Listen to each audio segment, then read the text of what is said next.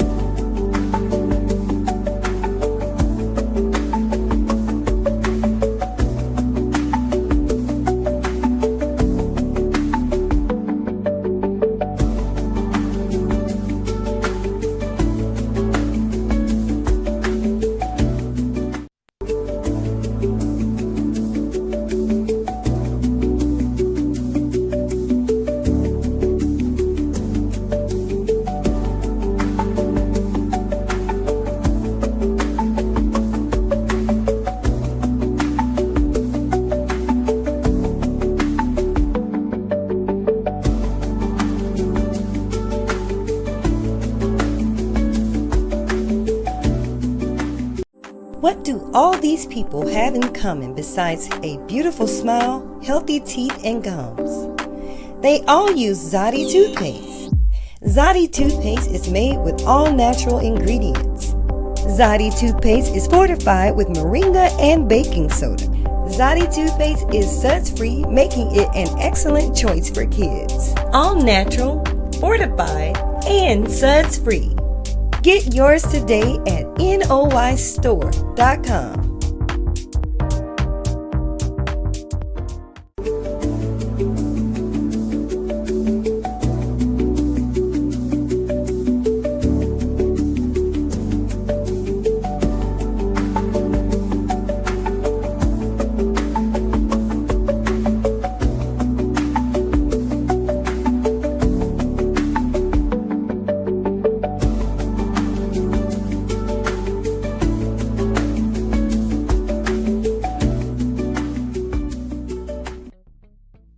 All right.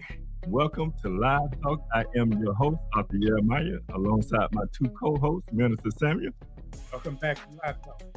And the ambassador, spiritual ambassador, Yike Ezekiel. Audio check. Yes, sir. All right. That's what I want to hear. All right. So before we go to anything, we're going to go to our general statement and disclaimer. General statement. Live Talk is proudly powered by TBS Goodwill, Builders of the Highway Foundation, and Men of Purpose. Together, we're bringing about awareness to the everyday challenges facing individuals, communities, and our nation. We tell our stories, listen to yours, and always respect different perspectives. Want to share your voice? Email us at livetalkorl@gmail.com to be a guest, or if you would like to contribute to our mission, purpose, go to livetalkorl.com to give a donation. Disclaimer. Information provided during this event and others to come does not constitute the official opinion of Live Talk or its affiliate entities. It is strongly recommended that viewers seek independent expert advice regarding any topics discussed, as legal requirements differ significantly across jurisdictions and are subject to frequent changes. If you have questions or concerns, you can always email us at livetalkorl@gmail.com, or you can DM us on Facebook and or Instagram at Live Talk Orlando. All right. All right. We had to get that out of the way. We started a little late because of some technical difficulties, but we're here again live. Yes, we're here live. So, how are you, Minister? I'm doing wonderful today. I would just jump a little hurdle, and now that we got those technical difficulties out of the way, feeling wonderful. Indeed. And my brother, the ambassador, how you doing, sir? I'm doing much better now.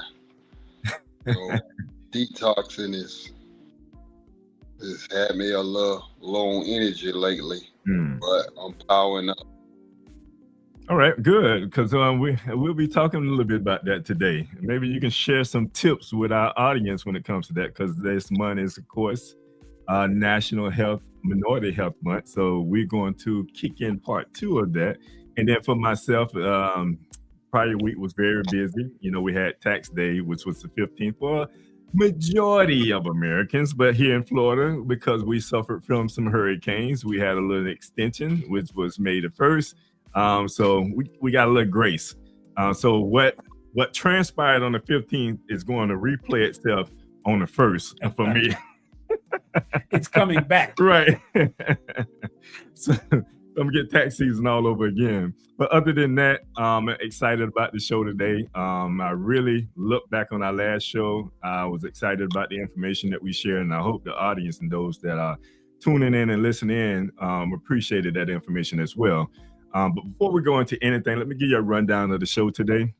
First, we're gonna have the minister word of today, and then right after that, we're gonna go to a short commercial break.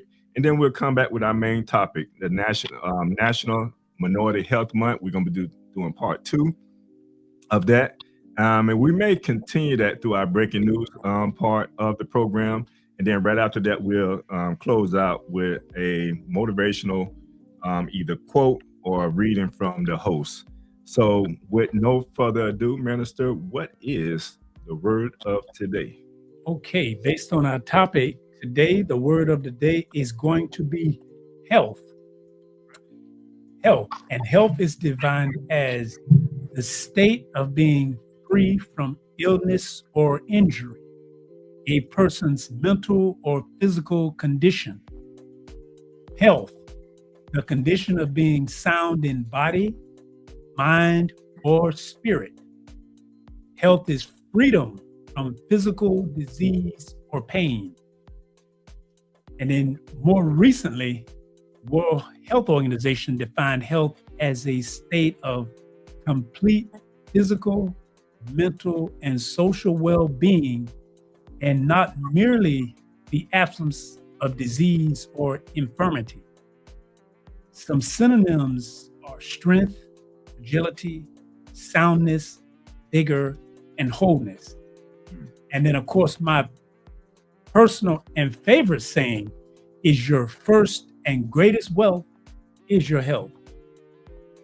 Yes, sir, absolutely. And we look forward to getting deep into this and just extracting this information today and sharing this information today. So we'll go to a quick commercial break and we'll come back with our main topic. Thank you again, my brother, for that word of today. Because Scott & Associates always treats me like family, I refer my family to them. So when preparing for my taxes and I know exactly what to bring in coming in, it makes the process so much easier. Anyone should hire Scott & Associates because they are professional, respectful, and very knowledgeable. And with all of my heart, I can always count on them.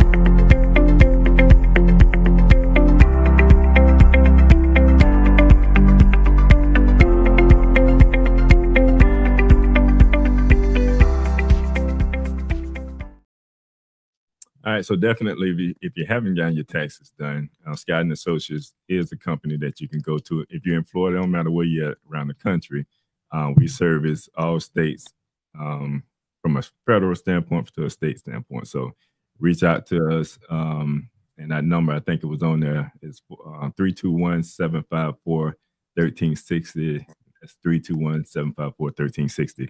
And if we have any comments, please do check the comments as if they come in. If we have any, we want to definitely address any comments that come in. All right.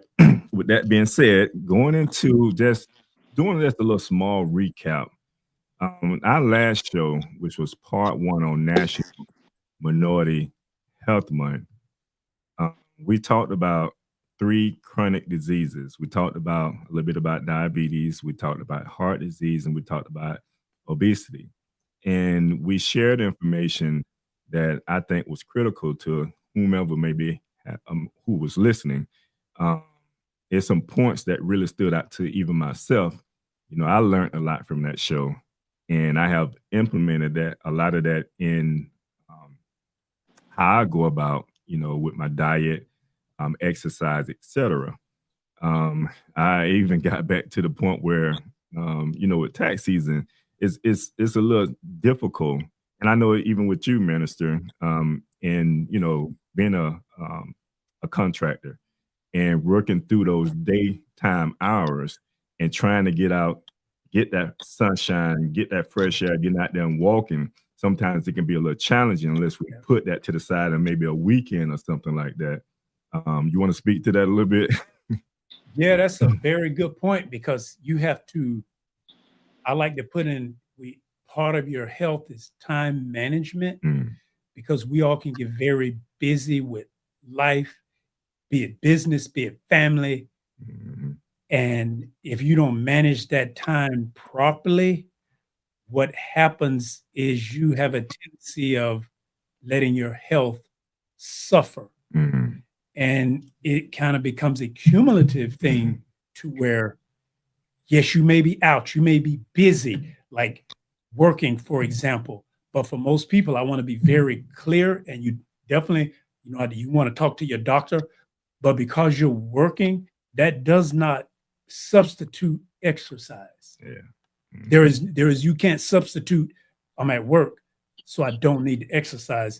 You do need to exercise if you want to keep your physical health together.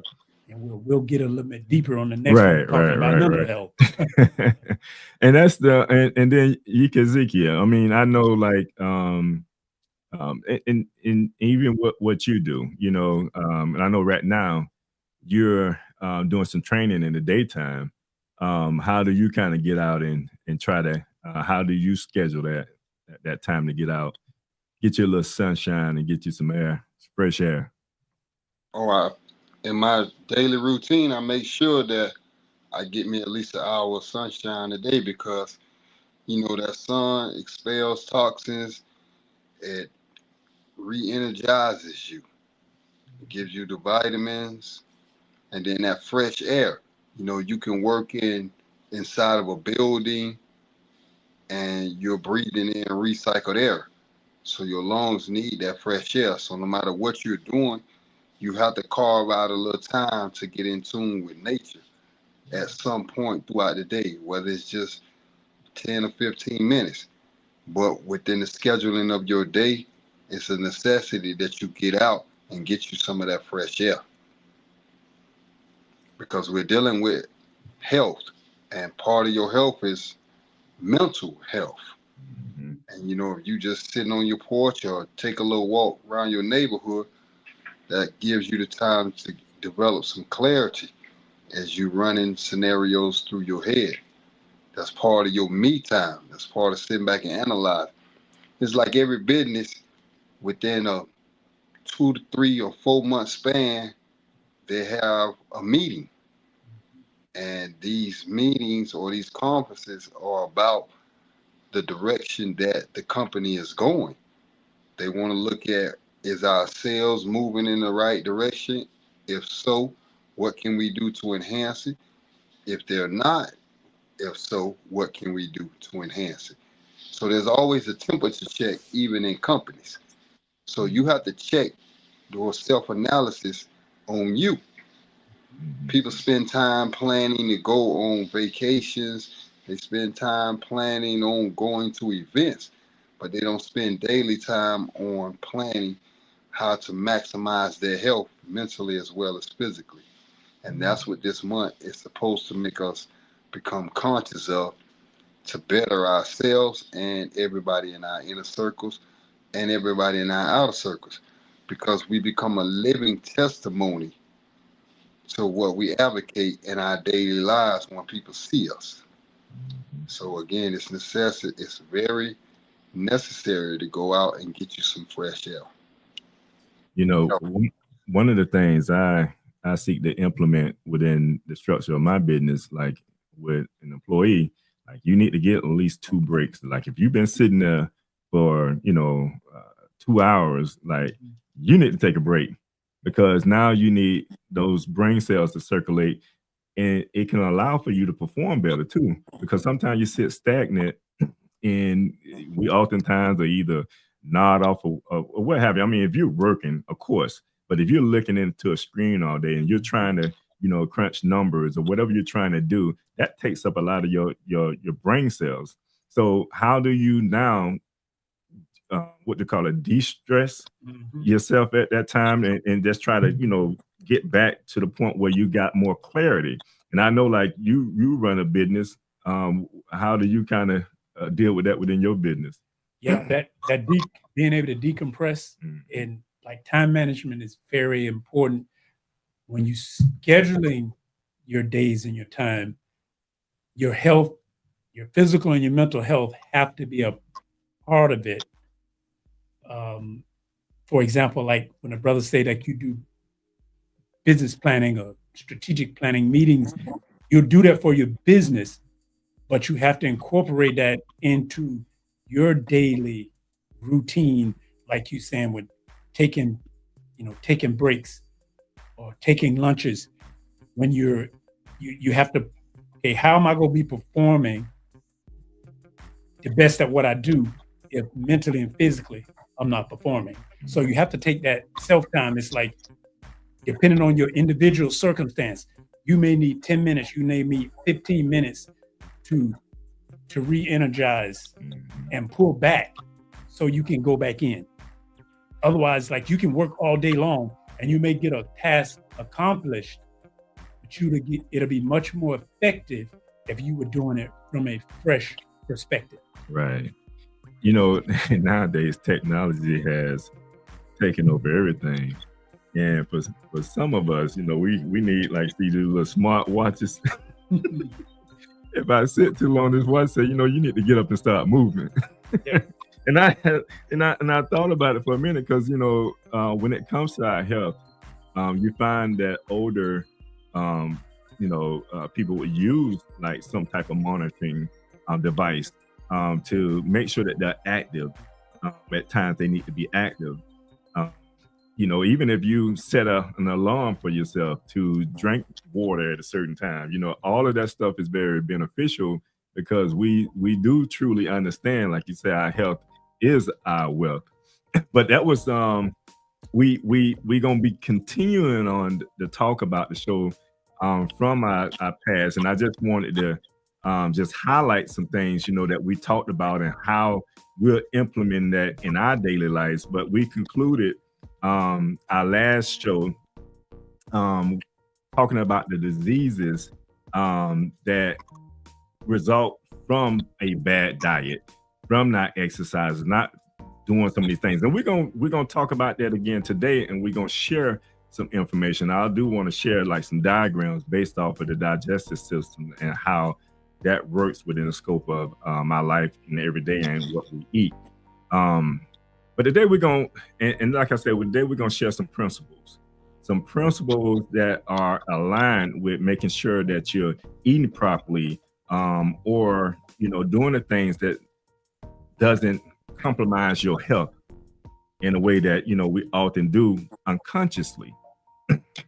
Now, we talked about before, like a lot of the things that we would develop, like as far as diseases, how the doctors would say it's hereditary. Yeah. And we kind of talked about how we, when we get to a certain point and become conscious of, the things that that's genetic from our mother and our father, we seek to change that, and that has to be something that we become mindful of. But there is a phase of our life that we follow that. And we look at our brother one time, he came in, our brother Haru, he talked about the 12 major tests of life. And he talked about from, the 7 cycles, from 0 to 7, from 7 to 14, from 14 to 21. And when I look back on that, it's an esoteric teaching that resembles that. And it talks about from the prenatal stage all the way to 7 years old. And we have to remember, like, if we're thinking about it from that standpoint, what are we receiving at that time? Because we're not conscious of anything. Anything that we receive is from our stewards. I say stewards because we all are the Most High children. It's from our stewards, those that the Most High has put in charge of us to make sure that we are getting the right nutrition, to make sure that we're getting some of the foods that we need to eat. But we know in our community, we have been, how should I say it? We haven't been conscious of the right food intake. And because of that, we have suffered from it. And that's why a lot of these diseases plague our community. More than other communities. More than other communities. Exactly. So let's talk about that stage from 0 to 7 and how instrumental or how our parents influence what we eat and how at that point of stage in our life, because we're talking to maybe a mother right now that may be pregnant. We're talking to a mother that may have just birthed a child, or a father trying to figure out, like, what should I be feeding my child at this stage of my life, considering that I may be a little conscious because of the information that I'm receiving today. What are we sharing with them? Or who wanna? I'll take one from the beginning, especially if we're talking about infancy and the birth of a child. And I know for a lot of people in a fast-paced life, this might be challenging, or they might say that it's old-fashioned. But when you're having a child, like nursing a child is extremely important to be able to nurse, because that bond between a mother and a child there's nothing artificial that can replace it or is equivalent to. You can replace it with something artificial, but it's not equivalent. Right. And I know if let's say you're a professional woman and you may, in America, okay, no, you can't take off a whole lot of maternity time. So the system teaches you to push them toward bottled milk. But if you can breastfeed that child, the nutrition that you're going to get from breastfeeding is so much more robust. And I hate to say this, but even if you're eating a bad diet, your breast milk is 5 or 10 times better than getting something from a bottle. Right. And I don't even want to talk about what happened with the Infamil and the stuff that they went through. But like those first few days, what a baby gets from their mom, but it's just the universe has made it to where it gives the baby everything that it needs to enter into the world. So it's like, even if you were a mom that had to work, it's like spend some time talking with some sisters like midwives or doulas, because you can actually, even if you can't be there, you can pump that breast milk, and then someone can give your baby the milk as if it's coming from you. They might be getting it from a bottle, but it will be coming from your breast milk. And just that foundation sets a much more solid foundation than putting your baby on something artificial, especially if it comes from a cow. Right. Zeke, I know you want to speak on this, and you had an example of meeting a young lady that was actually doing something similar to this, right? Correct. As the brother said, nature. Human beings, we're mammals. So we're warm-blooded creatures. Yet we're not the only mammals on this planet. So when you take a look at all other mammals, naturally they breastfeed. It's only because, as I said, corporate America has placed it into our mentalities that we don't need that natural bonding that's produced between the child and the mother from breast. We know that the milk that she produces is 1,000,000 times better than any milk that you can get from an outside source. And the outside sources milk are not created from you. If you're giving your baby cow's milk, that milk is full of enzymes that's built to make a calf go from being small to extremely large in less than 2 to 3 months. That baby's body doesn't have the enzymes to break that milk down. And this is what causes a lot of infant diseases, measles, chicken pox. These diseases are coming from the milk. Milk has what they call the enzyme lactase. This is where the term lactose intolerance comes from. And the baby doesn't have that lactase that can break down milk from a cow because, again, it's too thick because it's built for a baby cow. So the women should not be giving that child outside milk. But again, as the brother said, if she's a working mother or it's not feasible for her to breastfeed on a regular basis, then that's why they came out with the pumps. Pump that milk, get that milk to that child through, friend or family member, whoever's watching the child when you're at work. Or the logical thing is if you're planning a pregnancy, keep in mind that you're going to need to either freeze or alter your work schedule for those first 18 months so that you'll be able to breastfeed.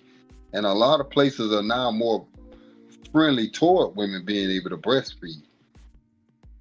But preparation, before she gets pregnant, she needs to be prepping her body to try to clean it out. The less toxicity in her body, the stronger her baby will be. Because remember, we said that child is wrapped in what is called a placenta. And that placenta is a purifier. So the less poison that can penetrate that right there, the healthier that child can be. And remember, we're speaking not only physically, but mentally. Because when you're breastfeeding, your thoughts, your emotions are going into that child. That's what creates that unbreakable bond. So we have to get back to nature. This world has got us off course and has us doing the exact opposite. As I said, there's no mammal on the planet that doesn't breastfeed if you don't domesticate it. So when we look at just talking about this here, now I want to kind of go, but I want to stay on this topic because we are here, and I think you alluded to it a little bit, Minister, because we're in America, and the idea for the average American woman is appearance. We have to appear a certain way, right? And when we talk about breastfeeding and things of that nature, it's like that's gonna make my breast saggy, Leaking. I'm gonna be leaking, etc. All these different things. And, some of the things that I think a great alternative is to pump, just to have the milk available for the child, because the Most High didn't fill your breasts up. I just, didn't fill your breasts up with milk for no reason. It's a reason milk is in your breast. And we choose not to give it to the child. But what are some other alternatives? Like, is a plant-based milk ideal? Well, it's kind of like if you, unfortunately, if you had to make the choice, if you didn't, for some reason, you didn't have a choice, you should definitely use a plant-based milk over using one that comes from a cow. You definitely would be better for your child to have a plant-based milk if you're not going to be able to nurse or breastfeed your child. But here's what we're talking about, not just the physical, but it's the mental health. And it starts as an individual and then spreads, because the culture of America, it treats pregnancies, it treats babies and it treats women having babies like it's a sickness, when childbirth is not a sickness, it's a natural, that's how we reproduce. Right. But they make it, you go to the hospital if you're not careful, you get treated like it's a sickness, and then you want to get rid of it, that sickness, as soon as possible, so you can go back to being what's normal. But having a child is not a sickness, that's normal. Breastfeeding is normal. If a culture at work, fortunately, like I'm an employer. So it's like if a woman was in my employ and she's nursing and she need time to go pump, that's a wonderful thing. You need to give them time and make that available. But it's depending on where you're working, the culture will make it seem like there's something wrong with you. And there's absolutely nothing wrong with you. Right. That's perfectly normal. Right. And that's where the mental health of it needs to come in, that what you're doing for yourself and your child is perfectly healthy, it's perfectly normal, and you should be able to do that. And that's why on the last show you talked about those pies, like the meat industry and the dairy industry, and we get caught up on those things, and now we lean towards those things. Let me go and get them the cow milk. Let me go and get the cheese. A lot of the dairies that we give to our children, not understanding that the real or true nutritional value comes from the milk that the Most High has given to you to give to that child. Yes. And let me not say it, but I'll say this, and I'm gonna ask the question: do we believe, like, because of the lack of the nourishment that's supposed to come from the mother, contribute to some of maybe the setbacks from the child, whether the child may not, be fully developed at the time? We find out a lot of times children are not fully developed, and based on little research, I'm thinking that a lot of that the nurturing and the nutrients that supposed to come from the mother is not being distributed through the my brother just said it, that connects Placenta. the placenta is not being distributed properly through the placenta, or it's coming in, the baby getting as much as he or she can, and the mother is suffering from it. And I'm thinking that happens a lot within our culture and our community. And I'm gonna say this because it's the same when we're talking about health. We need to put diet into it. When I say diet, a lot of people, when they hear diet, they think of losing weight. But when I use the term diet, I'm not talking about losing weight. It's about the lifestyle and the way that you eat. Now that pyramid where they put the meat and they put the dairy and they put the eggs and they said that was normal, that is not normal. That is not the optimal way for the human body to perform. I guess the best analogy for me to say it is like, yeah, they've taught you to eat meat, and you can eat meat. You can eat the dairy. You can eat the eggs. But look at it from the reference of a car. If your car is supposed to be using 91, 93 octane, and you put 87 or 88 in it, it will still work, but it's gonna be sluggish. Or if you got a high performance vehicle that's supposed to be able to, if it's a racing vehicle, you're supposed to be able to go from 0 to 60. You're supposed to be able to do 150. With that poor fuel in there, it's not gonna be able to reach 150. It might get to 100. It's not gonna be able to take the turns. It's not gonna be able to downshift. The way it's designed to perform, it's not gonna perform at optimum efficiency. It might be at 70%, 75%, but it'll never get 80, 90, 100% because you're not putting the proper fuel in it. Same thing goes to your body, because we put the meats, we put the dairy, and we put the eggs in there. Our bodies perform, but they're only performing at 70, 75, 80%. And when you do that long term, that's when health and breakdowns seem, because if you continue to do that to that high performance vehicle, when you're going for maintenance, now you're gonna have things gonna break down and they're not gonna work. That's what happens to the human body. And because we were taught this from the beginning, we dealing with the result. So now you're having a baby. But if you only at 75 or 80%, wouldn't you rather have your baby being born when you're at 95 or 100%? Because now the baby is being born with a deficit. That's why our children are having these health issues when they're teenagers, because they're being born with a deficit. Right. And that's just talk about, because we're talking about from that from 0 to 7, and where the child really has no choice but to follow whatever guidance that they're getting from, their steward or their parent in this case. Brother Yik Ezekiel, want to chime in on that? Yes, sir. When you allowing the bond to be split between the parent and the child, there is ill effects, because as I said, the communion that goes between that as that child is sucking on that breast, it allows that bond to begin to be strengthening because they're communicating.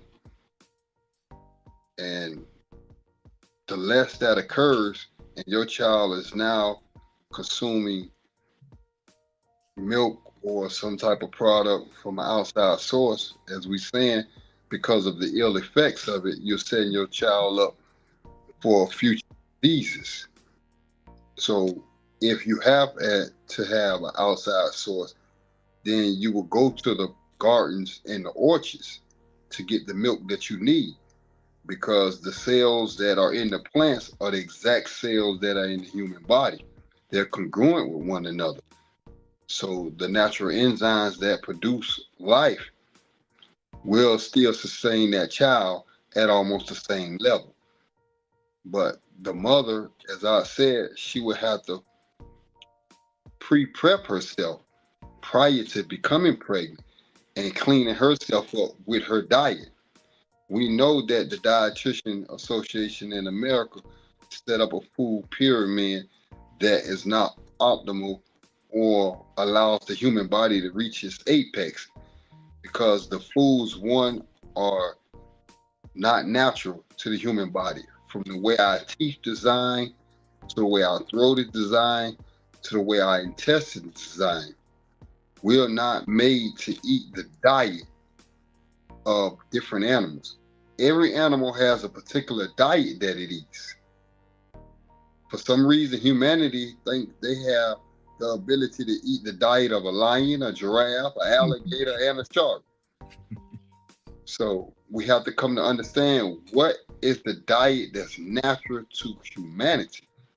And if we get in tune with that right there, then the plethora of heart disease, cancer, and obesity will be wiped out overnight. But we're back to the people that's making the food pyramid.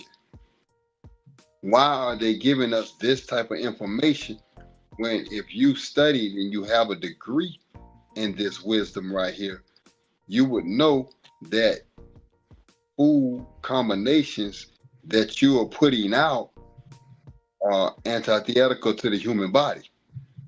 There's no way you can be a dietitian and not know that mixing acidic foods, meats, with starches is not beneficial to the body. You know that. Basic chemistry teach you alkaline and acids don't mix. Acid is the byproduct of meats, animal products. Starch produces alkaline. So if I'm eating a hamburger with the bread on it, I'm mixing acid, alkaline. So when it hits my stomach, they neutralize each other. Now here come the Tums, here comes the Rolex, because now I'm getting food poisoning in the form of reflex, acid, and all other kind of stomach issues, because I'm improperly putting the food in there. So the quality of the food being mixed has not been taught to us. We have no idea about that. And this is, again, we're feeding our children starches. We're feeding newborn babies starches when their body doesn't have the enzyme to break it down. They're not supposed to intake that until after 18 months, after the weaning stage. That's when their body develops that because it knows it no longer have the ability to take in the milk. It's now ready for the solid food. But until we come into a consciousness of what that is, then we're going to continue to have the diseases that are running rampant in America today.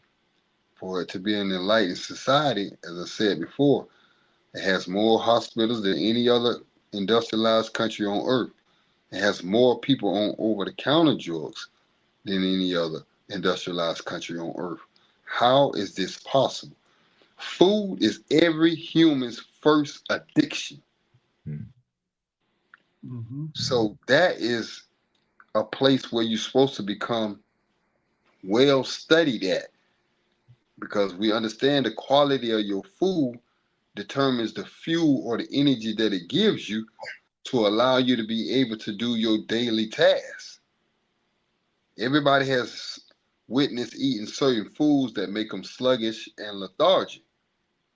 And then, because one of the sayings in our neighborhood is after you eat a certain meal and you get full, oh, don't go swimming, don't go doing certain activities. Because they understand the correlation between what you have eaten and the effects of it on your body. So every family is supposed to be a dietitian to some degree, because everybody has to eat. So you want to be able to eat those foods that have the best nutrients to sustain and give the fuel to your body so you can work at your highest ability. Mm-hmm. Yes, sir. Absolutely.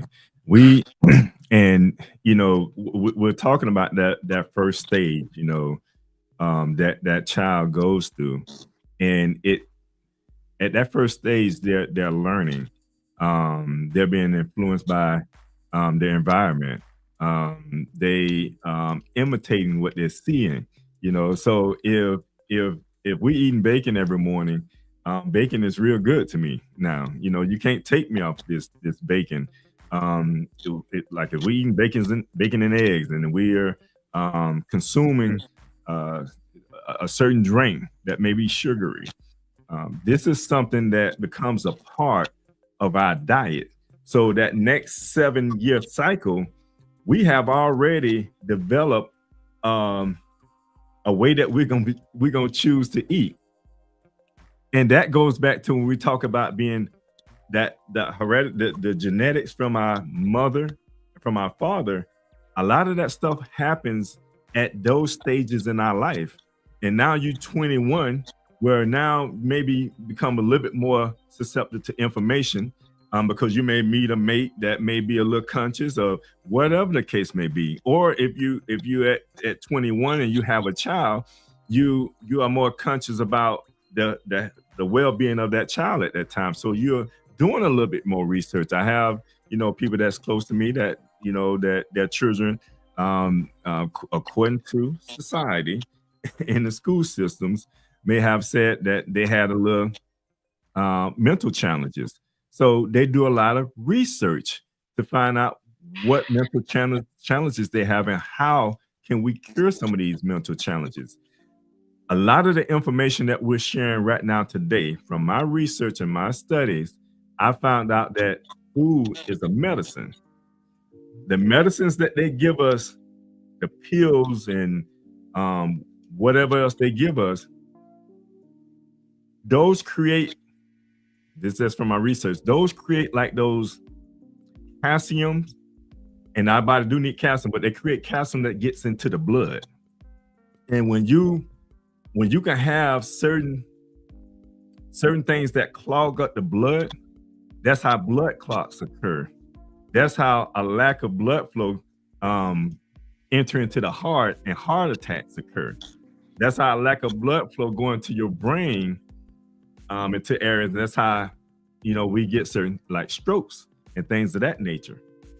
So we have to be mindful of the foods that we intake, because if we don't intake the proper foods, then it will cause some type of health issue that we are currently very aware of, mostly in our community, but we know it goes on like I said, in other communities around the world.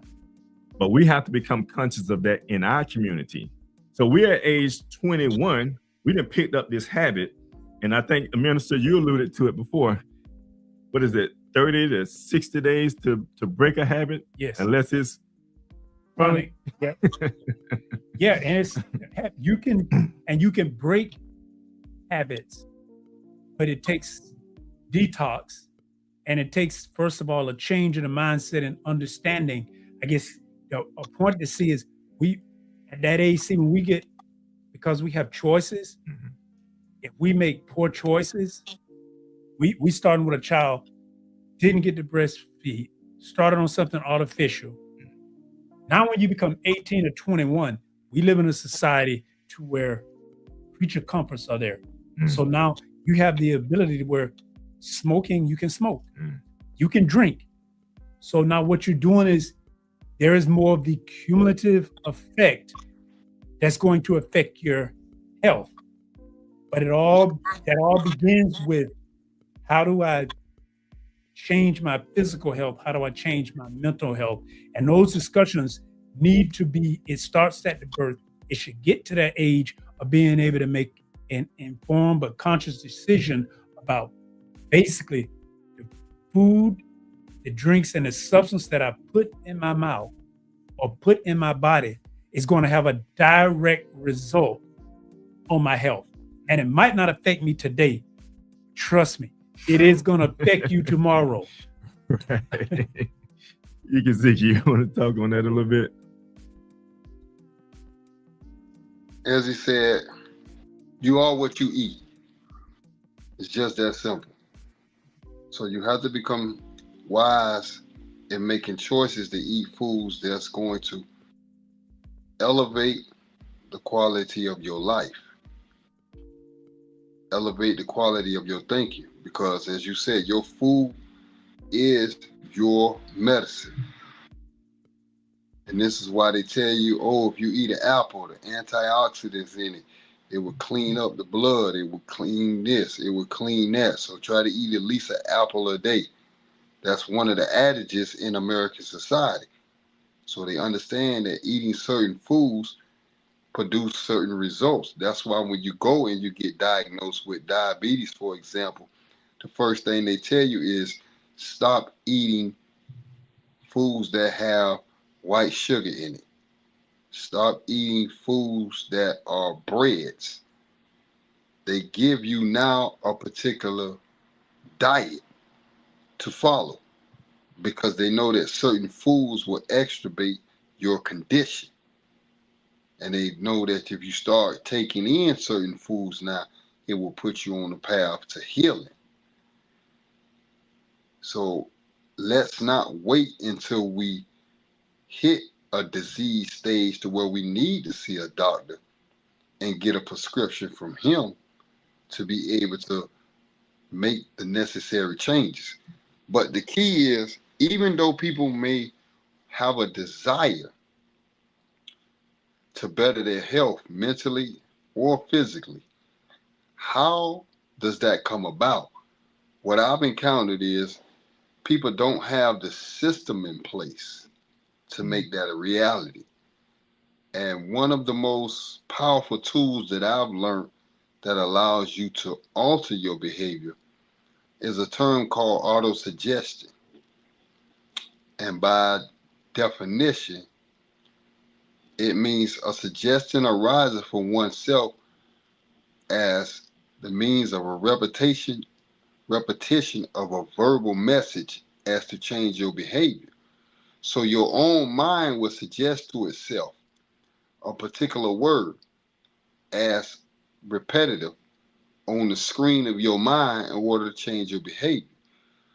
So let's say you meet a person that has anger issues and they look up the word forbearance or tolerance and they learn the definition of that word, they inculcate the word, and they begin to apply it to where now the word becomes a part of who they are. So when a situation arises that normally would cause them to become angry, that term will flash across the screen of their minds, and it will cause them to follow the definition of it so that they don't become angry. Because forbearance means to exhibit self-control when provoked. So they will learn to control themselves so they don't become angry. But they first had to have that word inside their minds. It's like a computer. You have to program it first in order for it to perform whatever operation that you want. So you have to program your mind with the correct terminology in order for it to act in the manner that you want. So if I want to gain weight, I want to lose weight through my diet, then I have to have a program laid out, knowing that I have to eat this many calories or restrain myself from this many calories to reach my goal. So you have to have a system laid out that will help you reach whatever mental or physical goal you have diet-wise.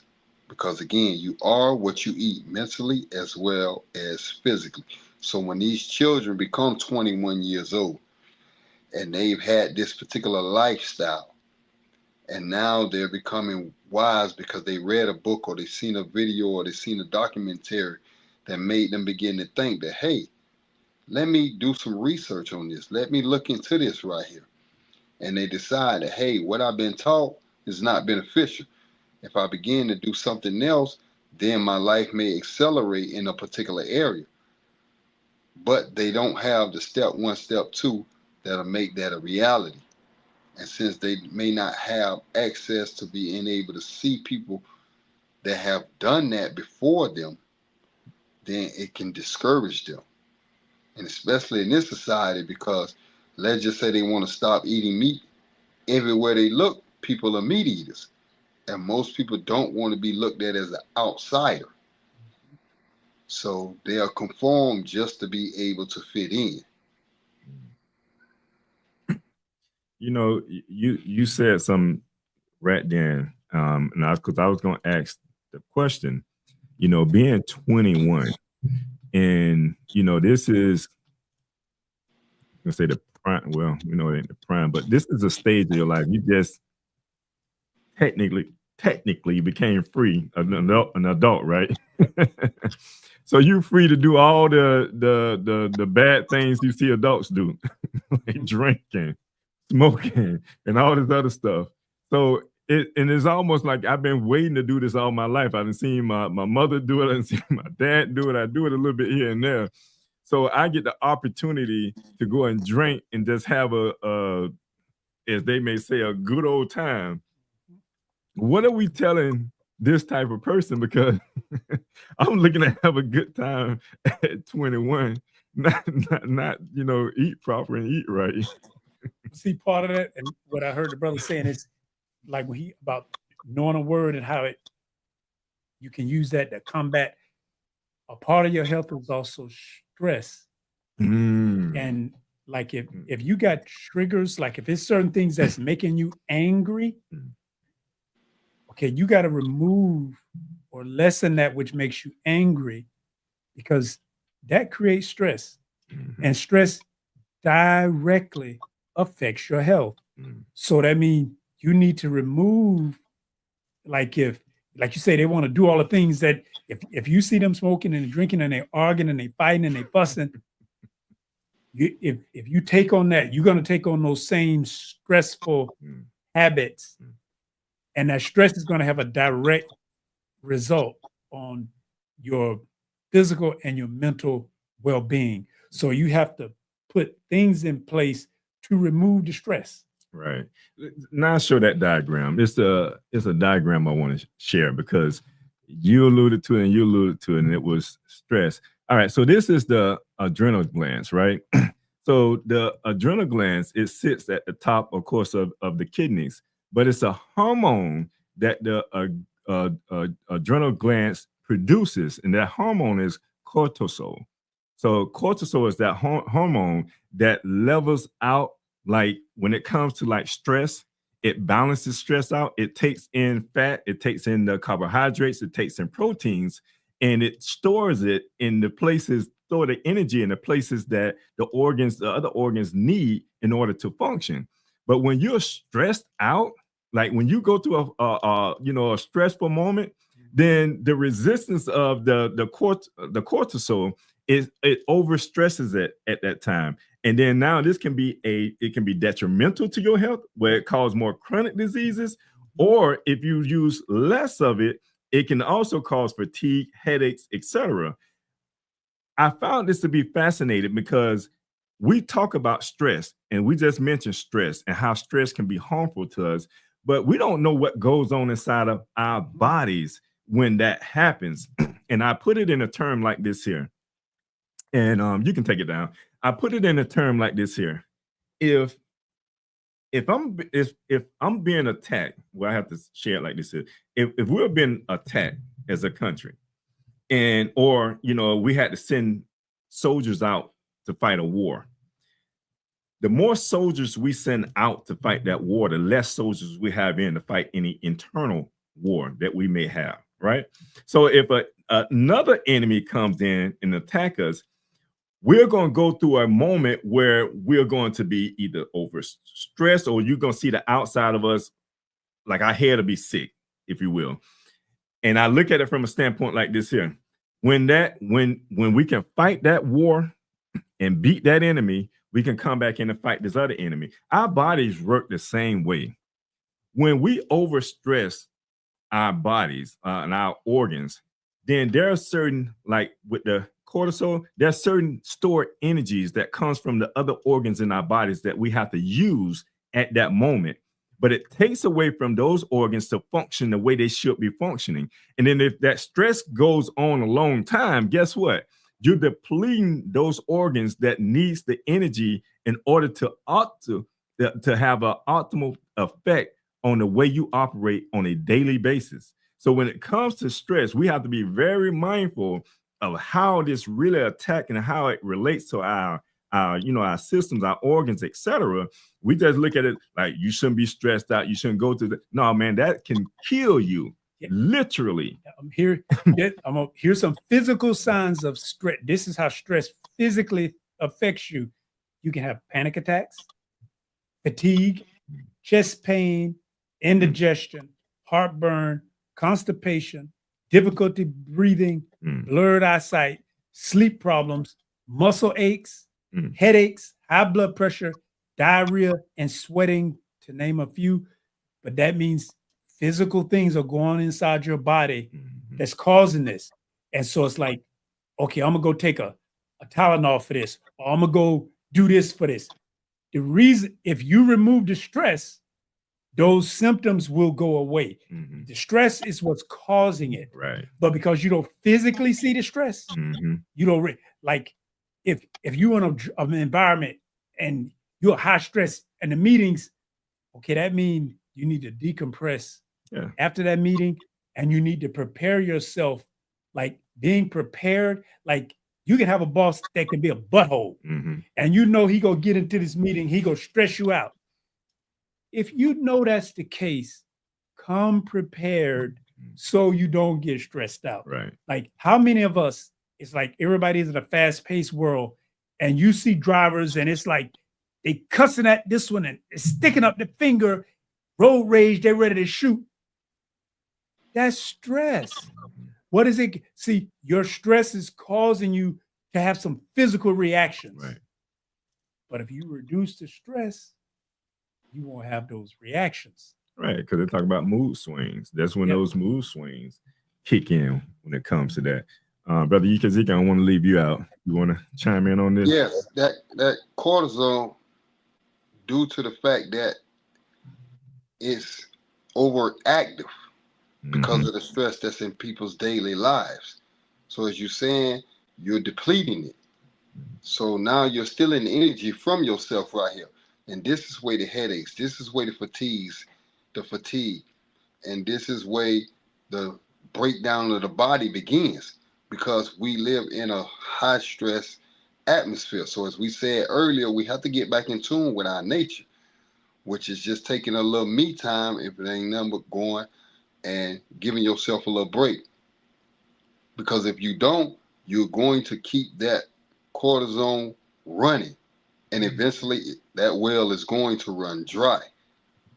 And when it does, again, this is when you have serious physical issues. But as Art said, the cortisol being released is an effect. What is causing that? So you have to be able to identify what is the stress coming from in your life. Once you be able to do that, now you go and you make a plan to begin to remove that right there. Because there's nothing good that comes from stress mentally. As you see, it has a cumulative effect physically. So as you think, it affects your body, which is another denotation of that term autosuggestion, which was suggestion arising from oneself having an effect on one's thinking and bodily functions. So when you're mentally stressed out, thinking about where am I going to get the money to pay these bills, or what am I going to do about my child having problems in school, it begins to trickle down and affect your bodily functions. And this is why, as those ill effects that Brother Samuel just ran down begins to occur. So now when I got a headache, I'm going to reach into my medicine cabinet and get me something to alleviate that right there. But that medicine that was made in somebody's lab has a side effect that's going to lead me to more medicines. And it gives me a temporary relief. It doesn't cure my problem. It's like a Band-Aid being placed over the wound. You have to constantly replace the Band-Aids because they don't outlast the wound. Right. So we have to understand what, and that's part of self-analysis that a person should be doing on a daily basis so they can identify those activities, those places, or those people in their life that create the stress. And as if the workplace is your stress, we know you have to have a job. Now you just need to come up with some type of method to be able to de-escalate that stress when you're at work. Come up with some type of remedy. Because again, it's going to affect your health. And we know the more diseased the body becomes, the less you're going to be effective in every aspect of your life, which is going to affect everybody in your life, especially if you are the primary breadwinner of your family. Yes, sir. And I know we got the, thing. I know we have to go to a break, but I want to clarify, like the analogy that I was putting together as far as fighting that war. We have to be mindful that when we don't consume the right foods, or we don't exercise, or we don't get the sunlight, or the rest that we need, that our bodies at times go through protecting us, and oftentimes we don't know that our bodies is going through that, that process of protecting us from foreign, illness, foreign things that may come into our bodies and try to cause some type of illness. And the only sign of that is when we sneezing. The only sign of that is when you're not feeling well, but that's your body working. It's your body, you may have consumed something that you should not have consumed. You may have drunk something that you should not have drunk. And that's our body going through that motion of fighting for us at that time. But when we overuse a hormone like cortisol, when you overuse that, you have to remember that we have stored energy. And I want to put it in this term: if you have a savings account and you have a regular bank account, and you constantly taking from your savings account, sooner or later that account is going to be depleted, right? There's no more funds going to be available in that account. So the more that we use our stored energy trying to accommodate for some of the things that, like stress and some of the other principles that we break, the more depleted that stored energy become, and the more health issues that will occur that from that, unless we're putting that energy back in there.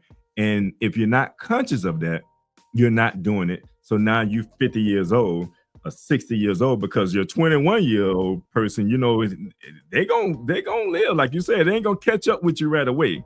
But now you 40 some 50 years old, and you're experiencing all that neglect from your past experiences. But we're gonna go to a quick commercial break, and we'll be right back. What do all these people have in common besides a beautiful smile, healthy teeth, and gums? They all use Zodi toothpaste. Zodi toothpaste is made with all natural ingredients. Zodi toothpaste is fortified with moringa and baking soda. Zodi toothpaste is suds-free, making it an excellent choice for kids. All natural, fortified, and suds-free. Get yours today at noistore.com.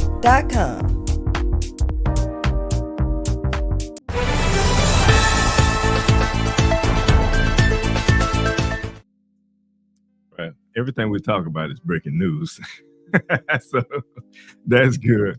But we want to talk about like some of the solutions. You know, we're talking about stress, and I just name, you know, one, and I'll let you brothers share some. And then I want to get into, you know, talking a little bit about sugar, you know, because I know this will be our last show for this month. However, I know we can always, you know, come back and talk about a show like this. And when it comes to health, we'll always talk about health.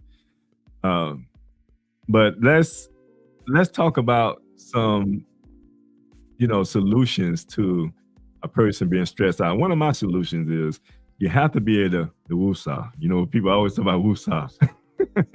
You have to take that moment to the side, and you have to be able to just breathe. You know, you have to be able to breathe in and breathe out. It's almost like doing a meditation. And I often tell my sons this because oftentimes they're, you know, for whatever reason, they upset or angry about something. It's like you can allow your anger to cause you to do something that you're going to regret, or you can woosah and begin to take control of your spirit. You know, the scriptures talk about taking control. Like it says,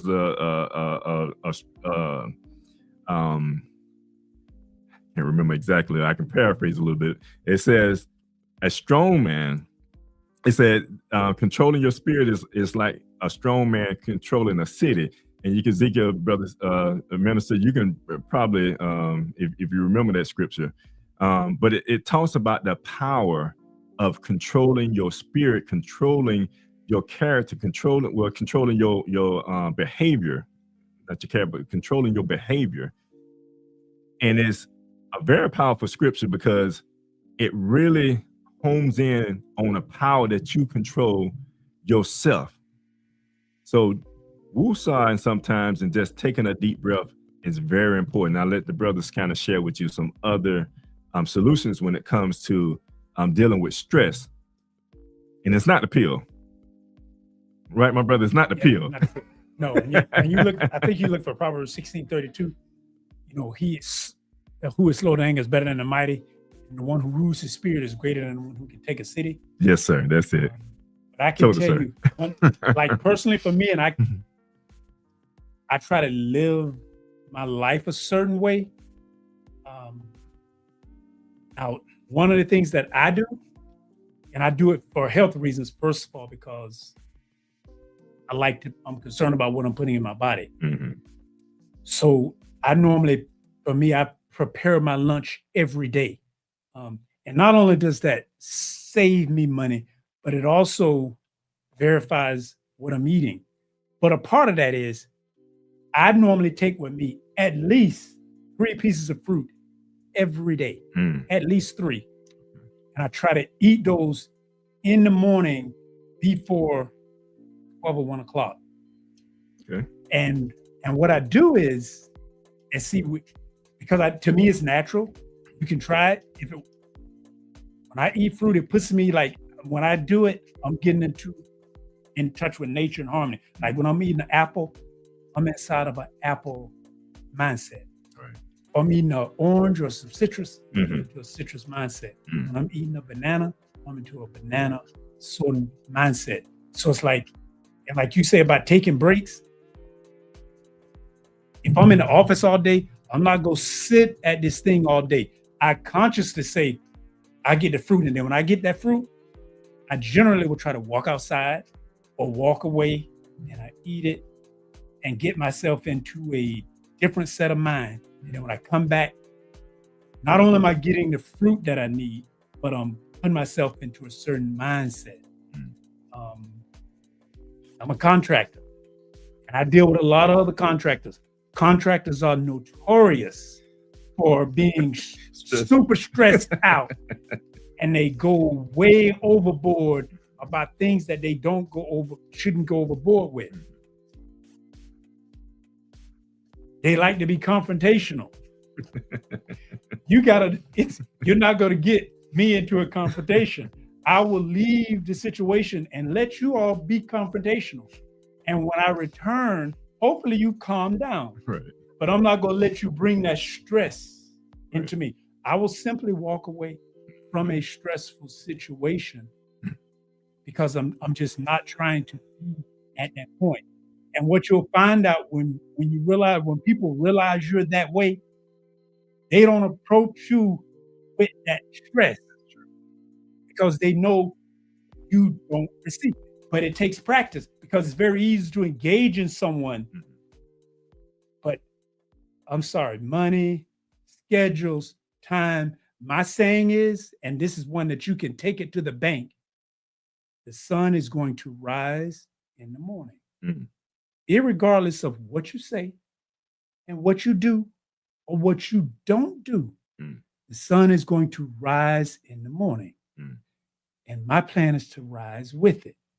So if you want to stay in that moment of stress, I'm finna go get into me a cherry moment. And I'm finna get in tune with nature because I bring my fruit and then people, it's like I'm talking with you and it's like he not really paying me any attention. Honestly, I'm not because you're stressing yourself out. Right. I'm not going to allow you to stress me out. I'm enjoying the taste of this fruit.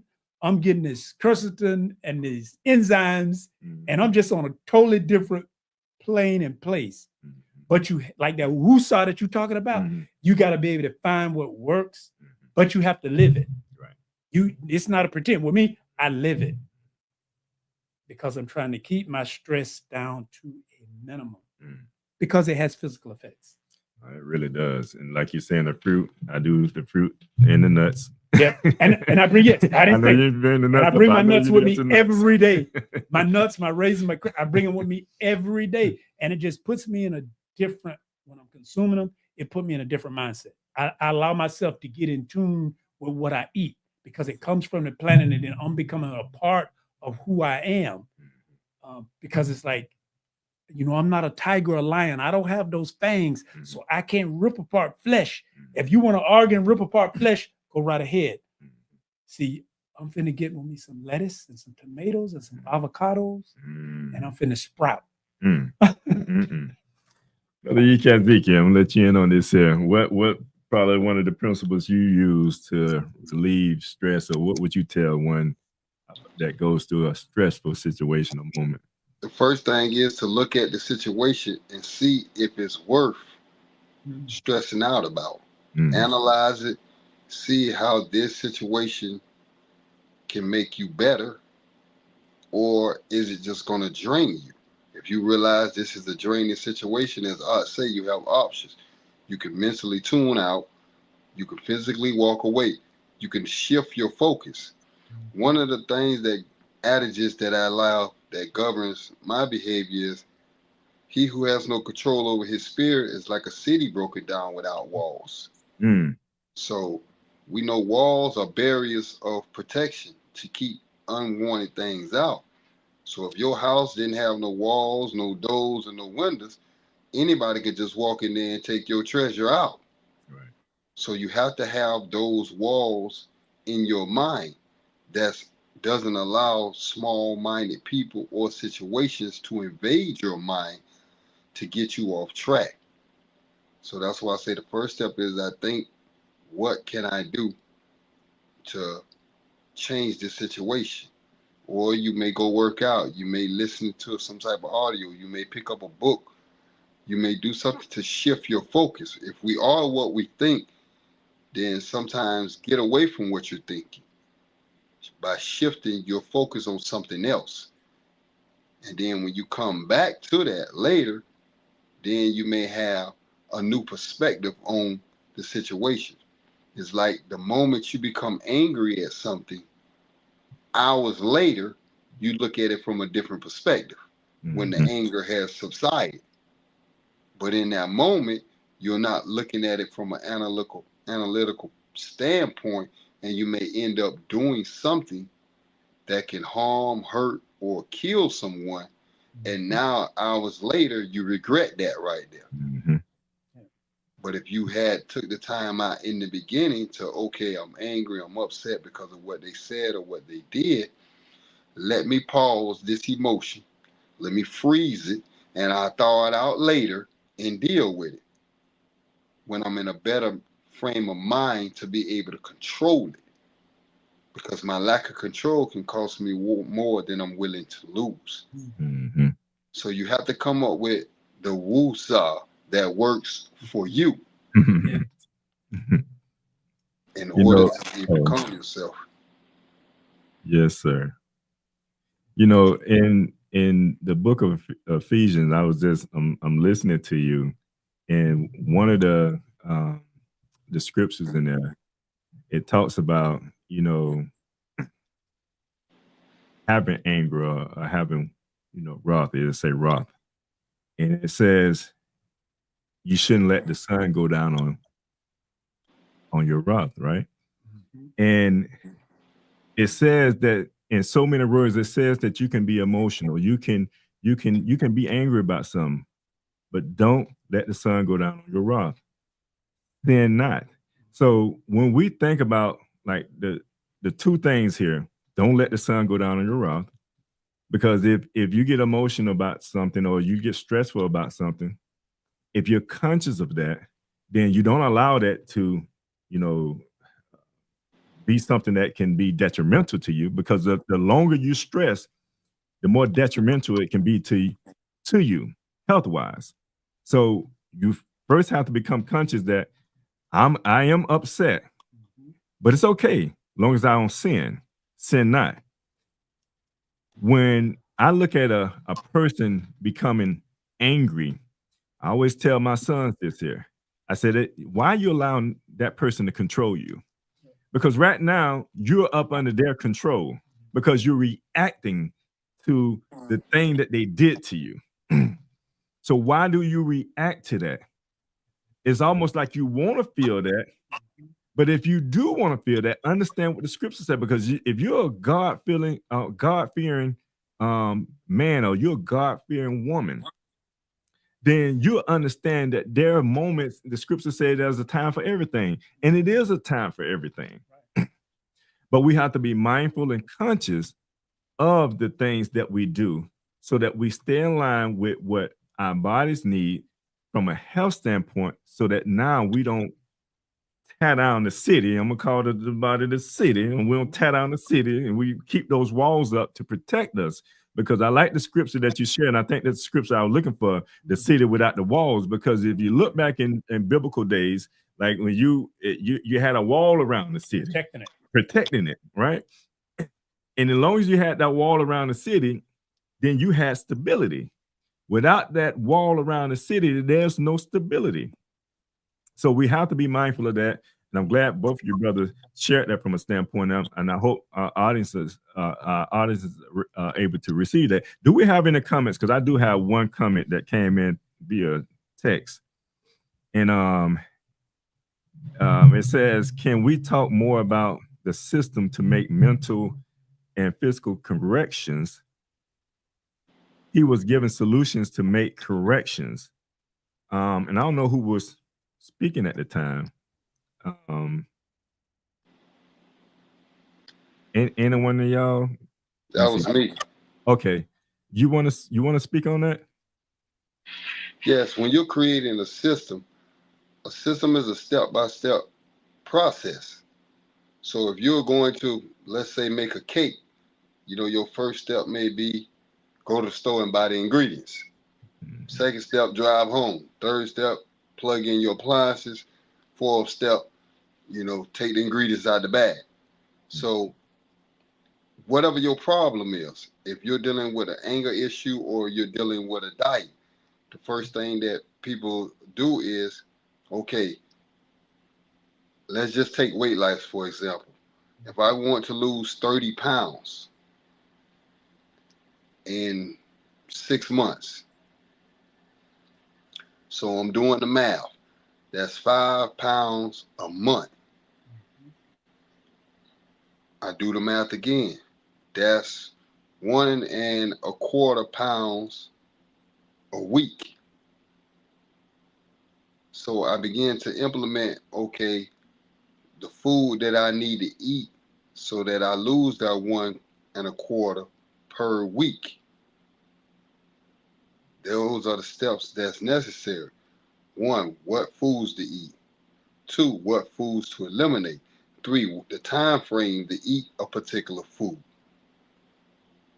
4, the time frame to implement my exercise within this diet.